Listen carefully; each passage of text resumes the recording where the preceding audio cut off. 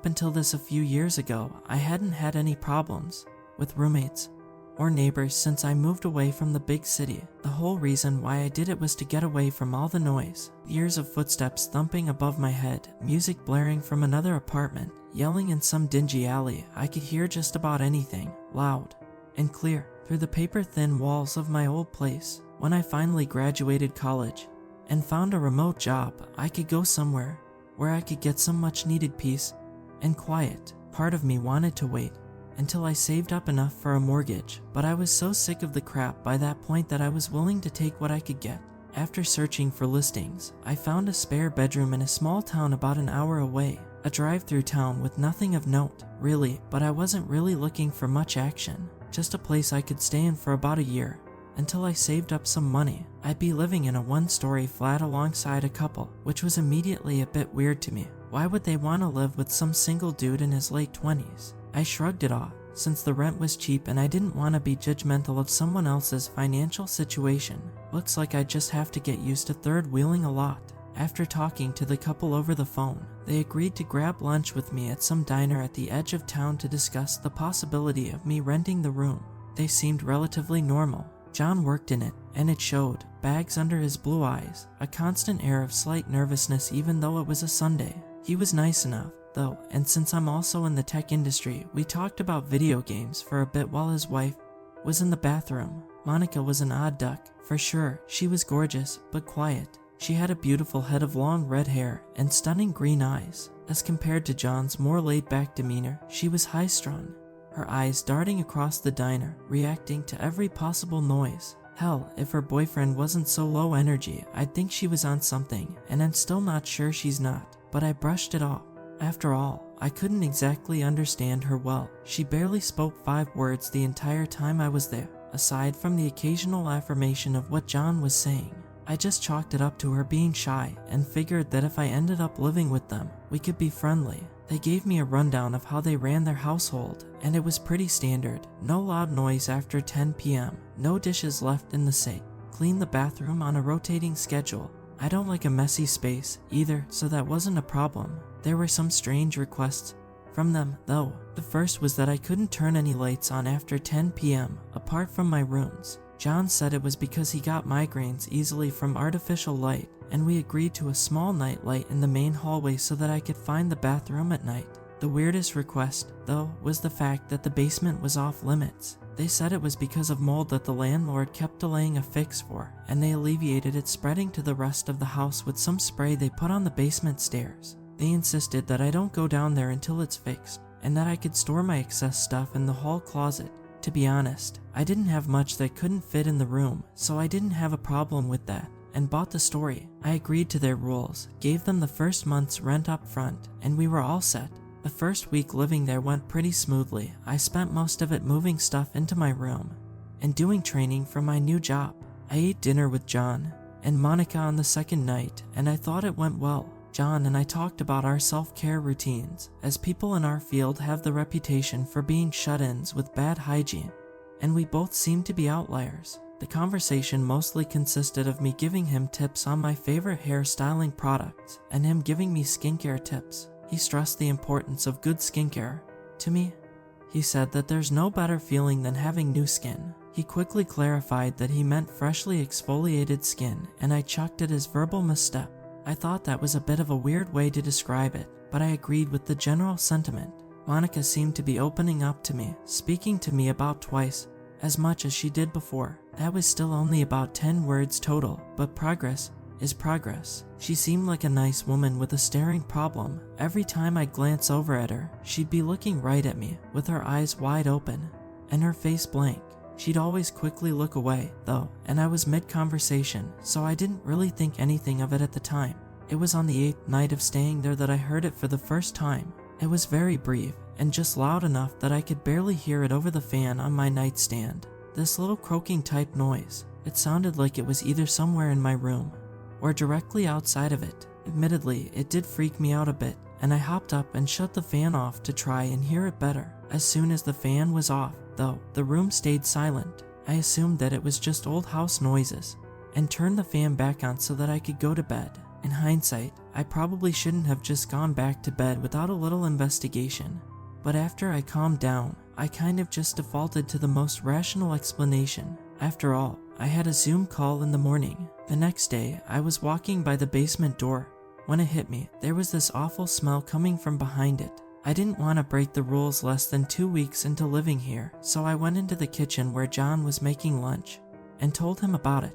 He didn't seem fazed by it. He told me it was probably just an animal that found its way into the basement and died, and assured me he'd go and check when he finished eating. To his credit, he did just that and came back up affirming that it was a dead raccoon. I didn't stick around to see him drag it out of the basement. I had work to do, so I left him to it. I heard another noise that night. It was different from the one I'd heard yesterday, but it was equally as disturbing. It was this panting noise, like a dog would do after sprinting across the yard to fetch a ball. I turned the fan off, and like it did before, the noise immediately stopped. To put it politely, I was losing my mind at this point and stayed up the rest of the night getting work done. I wasn't sure if there was some animal in the house or what, but what I heard didn't come from the house. It couldn't have. I sat down at the dinner table the next night, since John and I had planned to grill that night, and immediately asked John if he was outside my room last night. I probably should have waited a bit before asking that, since he kind of just stared at me with this blank look that didn't have any emotion in it. His face quickly morphed into a confused expression, though, and he assured me that he had slept through the night and didn't come near my space. I was a bit skeptical, since I didn't know what kind of animal could be making those kinds of noises, but I disregarded it at that moment to ask if Monica was joining us. He shook his head with a slight grin on his face and said that she was away on business. Thinking about it, I hadn't seen her since I had dinner with them a week ago, so I joked about her taking a vacation on the company's dime. He laughed and said she was in Vegas in the sweltering heat. That sounded like literal hell to me, but hey, maybe she'd win big and rent would go down, or they'd just kick me out, one of the two. I had a few nights of peaceful sleep before it happened again. Again, it was a different sound, a mix of two, in fact, a scraping noise that seemed to be coming from the door and what sounded like someone whispering. I quietly got out of bed and, without turning the fan off, crept over to the door and put my ear against it. I couldn't tell if it was a man or woman's voice, but it was right there. They were speaking in gibberish, a mix of English words and garbled nonsense. One phrase stood out to me that was said a couple of times, although it didn't seem to mean anything new skin. At that moment, I tried to get onto my knees and peer under the crack in the door, but the floorboard creaked under my weight. I'm honestly surprised they didn't sooner, but this was the worst possible moment for it. The scraping and whispering immediately stopped, and after a moment of silence, a new noise filled the empty air, what sounded like muffled crying. The sound of rapid footsteps echoed down the hallway and stopped just as suddenly as it started. I was freaked the hell out and knew I couldn't stay another night in this place without figuring out what was going on. I was too scared to open the door and peek into the hallway to see if I could see anything, so I did the next best thing. I cracked the door open and slid my phone out of the crack with the camera facing into the hallway. I sat against the door, blocking it with my weight for about 3 minutes, and as I yanked my phone back into the room, I heard a few more footsteps further down the hall. I wasn't sleeping that night and immediately started throwing my stuff into the moving boxes that lay folded against my wall. I didn't check the footage that night. I couldn't bring myself to. 4 hours or so later, the sun was rising, and I felt safe to crack the door open and peek out. The hallway was empty, but I noticed that the night light I'd stuck into the outlet was gone. I didn't question it. I grabbed my keys off of the hanger in the hallway and got out of there. I drove for about 10 miles before pulling into the parking lot of some restaurant and finally taking a deep breath. I still didn't want to look at the video. I returned to the house later that day, intent on grabbing my stuff and leaving. I didn't sign any lease, so I didn't need to tell them anything. I could just leave and never talk to either of them ever again. I still wasn't convinced it was John pranking me, but I didn't have any other explanation for anything I heard. The house was empty, or at least I thought it was. It's not like I was gonna call out for John to see if he was home. He should have been at work anyway. What was odd, though, was that his and Monica's bedroom door was open. I'd never seen the interior of their room before, and I sure as hell wasn't about to start now. On my last trip into the house to grab the last of my stuff, I was walking back into the hallway, relieved to be finally done, and then it happened. quicker than I could process. The basement door at the end of the hallway flew open, and a high-pitched shriek echoed through the house. It sounded like the weeping I had heard the other night, only mutated into a full-blown wailing. I dropped my box and froze, unable to comprehend what was happening. The shriek abruptly stopped, and there was silence. Slowly, something poked its head above the top step of the basement stairs, as if it was lying down on the steps. I saw Monica, her hair, her face, her eyes, looking at me with a grin plastered across her face. Her skin was wrinkled, and her eyes looked like they were sunken into her head. She didn't speak as I stood there, completely paralyzed. She just looked at me. She suddenly shrieked again, as her bottom lip drooped down to reveal her gums. Not wanting to run down the hallway towards her, I ducked into the couple's room, since mine didn't have a window I could use to get out of there. I shut the door behind me as loud footsteps quickly encroached on my location, and immediately there was pounding and screaming on the outside of the bedroom door. I tipped the cabinet over to try and block the door and immediately started pulling on the window, trying to open it.